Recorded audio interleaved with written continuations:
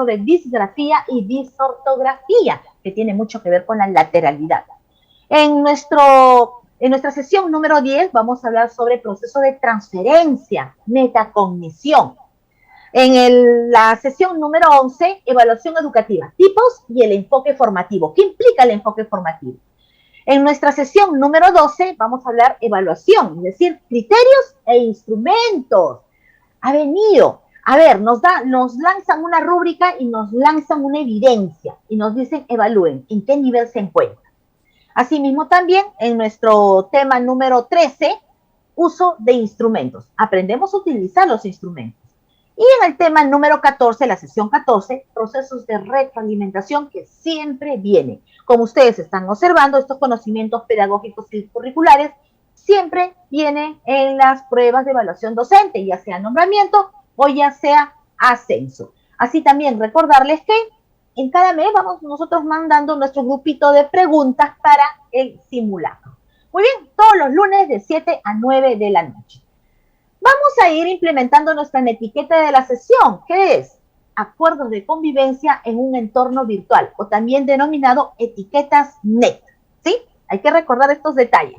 Nosotros hablamos de acuerdos de convivencia cuando estamos en un entorno presencial, pero en un entorno virtual hablamos de netiquetas o etiquetas NET. Aplicamos la escucha activa el día de hoy durante estas 2 horas. Si tenemos una buena idea, una buena propuesta, la expresamos, utilicemos el chat del Zoom para poder comunicarnos, ¿sí? Asimismo también el trato cordial que nos caracteriza a cada uno de nosotros, de los maestros que estamos aquí conectados, y también si tenemos una ventana que por ahí nos pueda distraer, vamos a ir cerrando, y la gestión de nuestros micros. Muy bien, continuamos. ¿Cuál es el propósito de la sesión del día de hoy? ¿Qué es lo que tenemos que lograr al término del día de hoy? Analizar y sobre todo comprender las características del estudiante en el desarrollo de las casuísticas que vamos a nosotros presentar el día de hoy. Para hablar de la prueba, ¿sí? ¿Qué es lo que nos evalúan, profesores, con respecto al conocimiento pedagógico?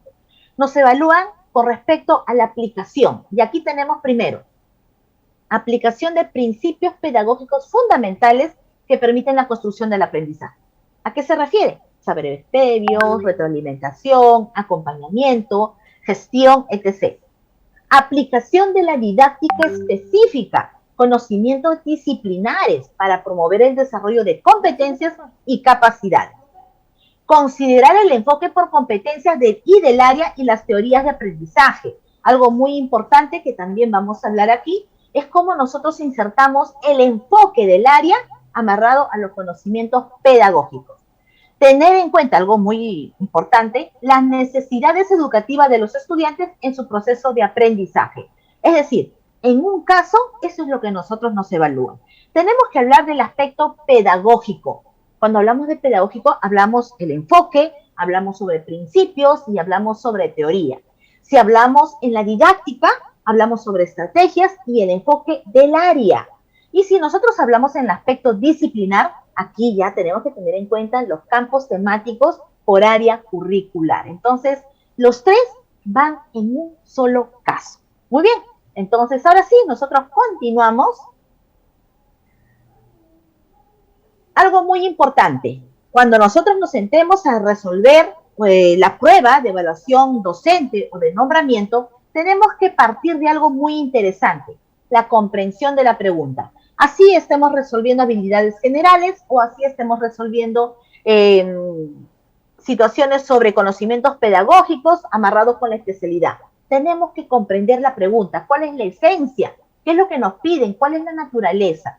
De acuerdo a ello, sobre comprensión de la pregunta, identificamos qué conocimiento pedagógico se encuentra en la pregunta, qué conocimiento curricular se puede encontrar en la pregunta, o también el conocimiento disciplinar. Identifiquemos ello, algo muy importante. Entonces, comprendemos la pregunta en función al conocimiento pedagógico curricular o disciplinar, entonces con ello nosotros lo que podemos hacer es tomar la decisión más pertinente. Ustedes han dado lectura al examen, hay dos palabritas, acción docente o acción pedagógica. ¿Cuál es la acción pedagógica más pertinente? Y es la que tenemos que nosotros seleccionar de acuerdo a las opciones múltiples que tenemos. Entonces, en función a ello, radica el desarrollo de una prueba. Empezamos con nuestro primer punto, teorías de desarrollo. El día de hoy vamos a hablar sobre características del estudiante. Muy bien, aquí estamos de inicial, primaria, secundaria. Entonces, teorías de desarrollo.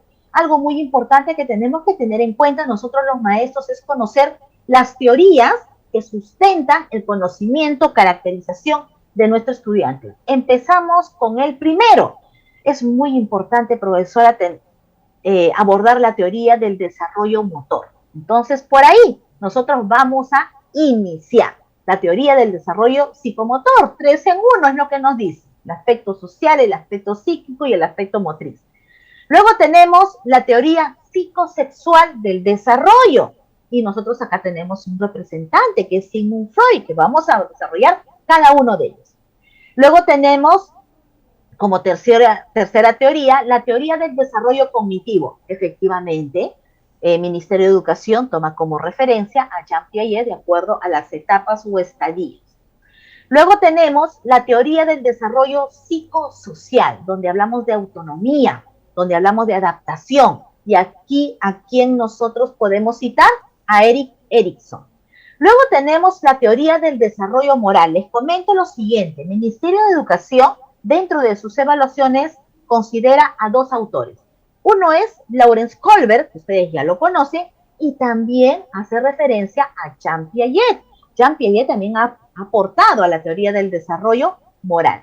Muy bien, entonces, en función a estas 5 teorías, nosotros vamos a ir desarrollando el día de hoy nuestro campo temático. Empezamos con la teoría del desarrollo motor. Cuando nosotros hablamos de la teoría del desarrollo motor, tenemos que tener en cuenta cuáles son las leyes del desarrollo motor. Nosotros tenemos que tener en cuenta cómo el niño, ¿sí? El niño, el infante, cómo va madurando. La maduración, ¿cómo se realiza, profesora? Tenemos que tener en cuenta y conocer cuáles son esas leyes. Recordemos algo lo siguiente, cuando tenemos a un recién nacido y pasan los siguientes meses, ¿qué es lo que hacemos nosotros las madres? Llevamos a su control y observamos pues que el personal de salud le realiza ciertas actividades. En sí lo que están evaluando es la maduración, ¿sí? De su desarrollo motor. Entonces, aquí tenemos que tener en cuenta ciertas leyes. Les presento la primera, la ley del desarrollo cefalocaudal. ¿Qué significa cefalocaudal? Significa cabeza, cola. Cefalocaudal, cabeza, cola. ¿Qué quiere decir? Que un niño se desarrolla de la cabeza hacia los pies, de arriba hacia abajo, ¿sí? A eso se refiere desarrollo cefalocaudal. Muy bien. ¿Qué nos dice aquí? Madura primero los músculos más próximos a las extremidades cefálicas. Empieza por la cabeza y luego se dirige hacia abajo. Tenemos la siguiente ley. Próximo, distal. Próximo, cerca, distal, lejos. ¿Pero de cuál, profesora? Muy bien, de la columna vertebral. ¿Sí? Entonces, lo que nos dice es qué tan cerca estás y qué tan lejos estás. De acuerdo a ello, es el proceso de maduración. ¿Y qué tenemos aquí? Dice, en los miembros superiores e inferiores se desarrollan los músculos más próximos al tronco y luego los más distales, los más lejos. Muy bien, continuamos. Tenemos la ley de las actividades en masa a las específicas. Observen ustedes, es decir, va madurando los músculos más grandes, ¿sí? Hacia los más pequeños. Y terminamos con nuestra última ley que nos dice ley de desarrollo de flexores extensores. Profesora, sí, ya estoy entendiendo aquí con respecto a esta ley. ¿Qué nos indica? Dice, primacía de los movimientos de los músculos flexores, ¿sí? Como por ejemplo el codo, la muñeca. Dice, el niño es capaz primero de coger los objetos que soltamos. Es decir, cuando nosotros observamos, los niños, entregamos un objeto a un niño pequeño y va a coger. Observamos que un niño pues de meses, de 6, 7 meses, empieza a coger un objeto, pero es más difícil que ellos suelten un objeto. Y eso nosotros podemos ir visualizando, ¿sí? Frente a una, ¿no? A una observación permanente de los niños. Entonces tenemos aquí 4 leyes. Muy bien.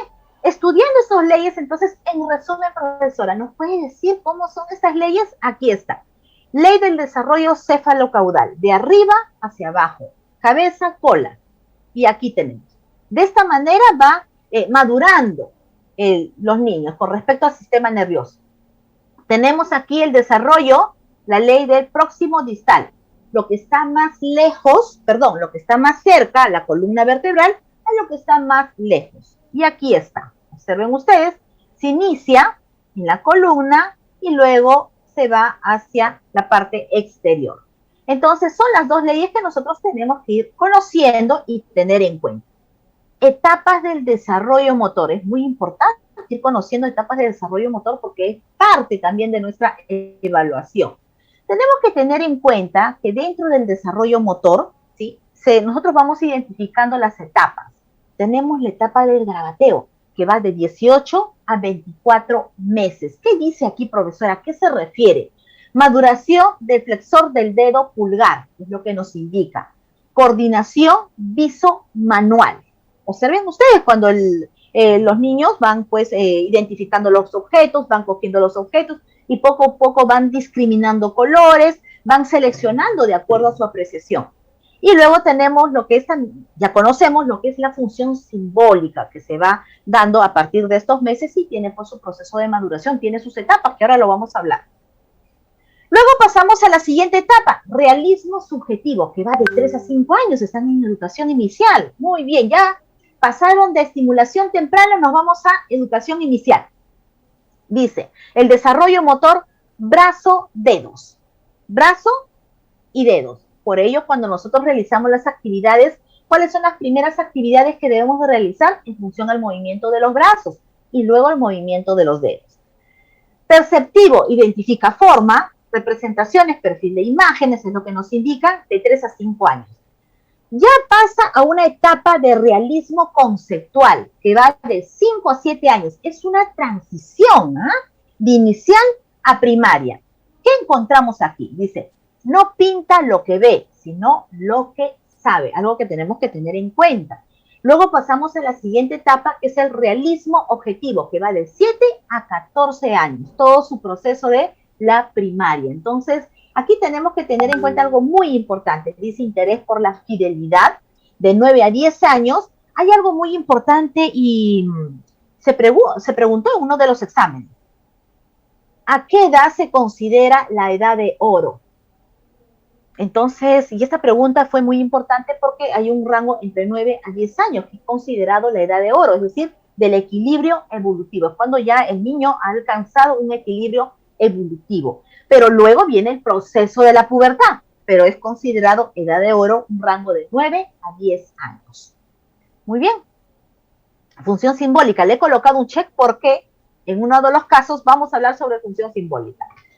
También es muy importante ir identificando, ¿sí? Identificando cómo es el proceso, profesora, desde el momento que el niño nace, ¿sí? Que está en constante contacto con su contexto, con su, ¿no? con su entorno, cómo va este proceso evolutivo hasta que el niño empieza a caminar.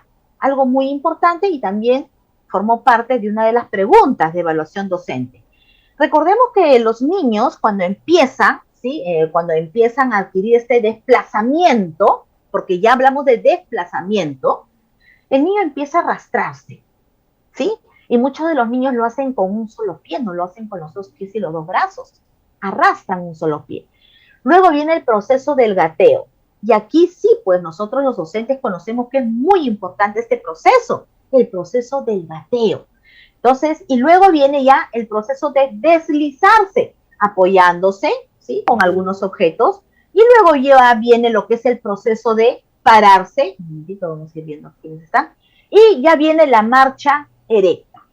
Este proceso nosotros no debemos de interrumpir. Muchas veces la mamá nos emocionamos, uy, no, yo quiero comprarle unos accesorios muy bonitos que he visto en el mercado, y lo que queremos hacer es ubicar a mi niño ahí más seguro, cuidándolo, protegiéndolo, y quizás eso no es lo recomendable. Y después de la marcha erecta, ¿sí? Ya viene lo que es el andar, ¿no? Ya lo que es el caminar. Le he colocado un check, ¿sí? El proceso de pararse, porque también forma parte de uno de los casos que vamos a analizar el día de hoy. Cuando nosotros hablamos educación inicial, profesora, niñez temprana, está dentro del periodo postnatal, que va entre 3 y 6 años, es muy importante ir identificando tres grupos. Lo he clasificado de esta forma. Hay un evento muy importante que es la lateralidad, el proceso de lateralidad. Recordemos que tenemos lateralidad homogénea y lateralidad cruzada. Cuando decimos lateralidad homogénea, quiere decir que el niño escribe con la mano derecha y patea con la pierna derecha. Pero lateralidad cruzada es cuando escribe con la mano derecha y patea con el pie izquierdo. ¿Sí? Es cruzada. Es importante identificar y trabajar con nuestros niños lo que es el aspecto de lateralidad y luego les voy a decir por qué. Lenguaje, que es un proceso muy importante por el cual nuestros niños pasan. Y este lenguaje tiene mucho que ver con el proceso de socialización. Recordemos que nuestros niños entre 3 y 6 años predominan lo que es la expresión en plural, suelen hablar en tiempo pasado, pero sí, y diferencian entre yo, tú y nosotros. Está algo progresivo, que se alcanza hasta los 6 años.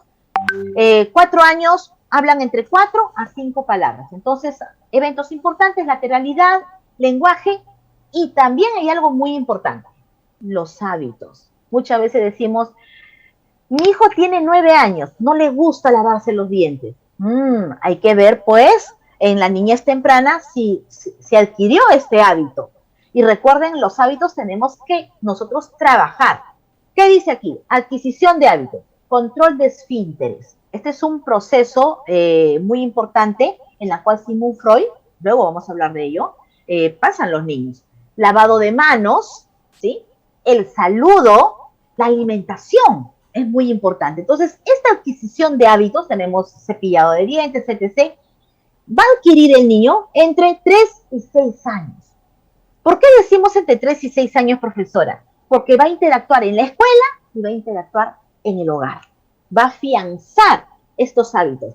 Quizás en la casa, profesora, yo le doy de comer porque para mí es más rápido, pero de pronto veo que mi hijo come solo. Fue porque vio en la escuela. Entonces es muy importante la adquisición de hábitos en este periodo. También hablamos de los niveles de la función simbólica, lo que ustedes observan en la parte inferior derecha. Recordemos que la función simbólica es un proceso muy importante para la adquisición del aprendizaje de nuestros niños, pero tenemos que ir identificando los niveles. ¿Por qué he precisado así, puntual, de frente niveles? Porque siempre ha formado parte de la evaluación de docentes, ya sea nombramiento o ascenso. Nos dan una situación y nos dicen, bueno, identifiquen qué nivel se encuentra. Cuando nosotros hablamos de nivel objeto, es cuando el niño, en forma concreta, observa por primera vez un objeto. En forma concreta, ¿sí? Experimenta, tiene este contacto con el objeto.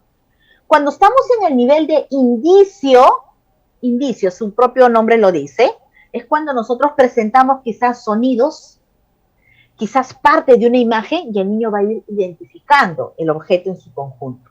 Nivel simbólico, cuando ya hace iconos, imágenes, dibujos. Y el nivel signo es cuando ya está en el proceso de escritura. Observen ustedes los niveles de función simbólica. Función simbólica es a través de la experiencia, lo que el niño va experimentando. Y esto va soportado por el juego simbólico. Muy bien. Nosotros continuamos. Ahí le he colocado un check en hábitos porque también es parte de...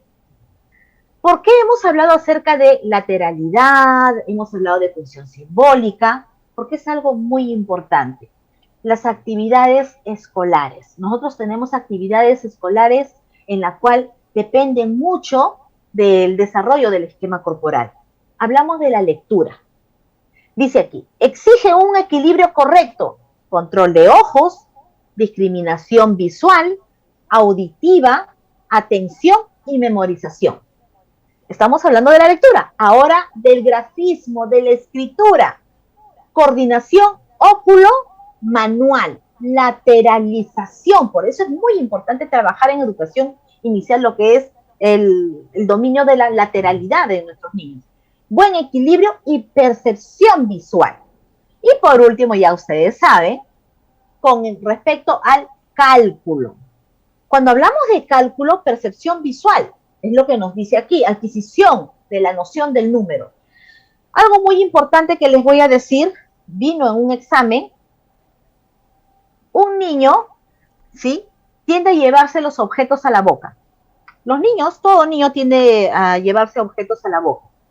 Cuando el niño lleva un objeto a la boca, ¿qué es lo que está haciendo? Cuando el niño se sienta en su mesa para comer y quiere comer solo, coge la cuchara y quizás pues termina pues totalmente, ¿no?, con la comida fuera de su lugar. Pero es muy importante que realice estas actividades. Está haciendo nociones de estimación, distancia.